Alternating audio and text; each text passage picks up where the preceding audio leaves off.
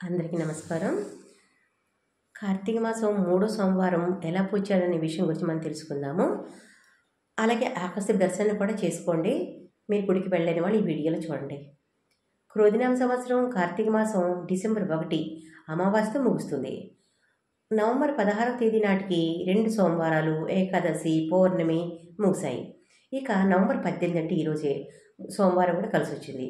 కార్తీక మాసం నెల రోజులు చాలా పవిత్రమైన రోజులైనా హిందువులు సోమవారాలకి ఎంతో ప్రాధాన్యత ఇస్తారు.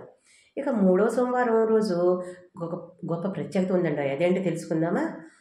ఇక ఈరోజు విష్ణుమూర్తి వైకుంఠం నుంచి కైలాసానికి వెళ్ళాడని పురాణాలు చెప్తున్నాయి.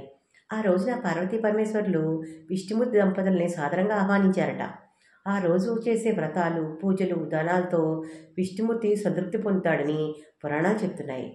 లైక్ కార్తీక మాసం మూడో సోమవారము చేసే పూజల వల్ల శివకేశుల అనుగ్రహం కూడా లభిస్తుంది. శివుడు, విష్ణుమూర్తి ఇద్దరు కూడా అనుగ్రహిస్తారట. ఈరోజు కార్తీక సోమవారం నాడు గుళ్ళో దర్శనం చేసుకున్న, ఆయన్ని పూజించిన, దీపం పెట్టిన కోటి పుణ్య ఫలాలు దక్కుతాయని పురాణాల ద్వారా మనకు తెలుస్తోంది. కార్తీక మాసం మూడో సోమవారం కైలాసంలో ఆకాశదీప సంబరాలు జరిగాయట. ఇది స్కాంద పురాణంలో చెప్తున్నారు. ఆధ్యాత్మిక గ్రంథాల ప్రకారం ఆకాశదీపాన్ని దర్శించుకుంటే కోటి పుణ్యాలతో పాటు 1000 అశ్వమేధ యజ్ఞాలు చేసిన ఫలితాలు లభిస్తాయని పురాణ కథనం. అంటే ఎంత గొప్పతనం ఉందో చూడండి ఆకాశదీపానికి. వీలైతే మాత్రం తప్పకుండా ఆకాశదీపాన్ని దర్శించండి. కైలాసంలో కార్తీక పురాణం మహత్యం గురించి వివరించారు. అదేంటో చూద్దాం. ఎప్పటి మాదిరిగానే తెల్లవారుజామున కార్తీక స్నానాలు చేసి దీపాలను చేయాలి. దీపాలను ఆవునేయితో వెలిగించాలి. అలాగే ఈ మూడో సోమవారం రోజు రుద్రాభిషేకం చేస్తే మంచిది. రుద్రాభిషేకం ప్రతి సోమవారం చేసినా కూడా చాలా మంచిది. ఈరోజు వచ్చేసి విశేషమైన ఫలితం లభిస్తుంది అనమాట. తర్వాత విష్ణు సహస్రనామం పఠించాలి. భక్తి శ్రద్ధలతో రుద్రాభిషేకం మనం స్వయంగా చేసుకోలేకపోయినా చూసి ఆనందించినా కూడా మనకి ఎంతో పుణ్యం లభిస్తుంది అనమాట. అలాగే కొన్ని గుళ్ళల్లో ఈరోజు లక్షపత్రి పూజలు కూడా చేస్తారు. తులసి దళాలతో కూడా కొన్ని చోట్ల చేస్తారు. బిల్వపత్రాలతో కొన్ని చోట్ల చేస్తూ ఉంటారు. దాని తర్వాత ధూప దీప నైవేద్యాలు ఇస్తారు.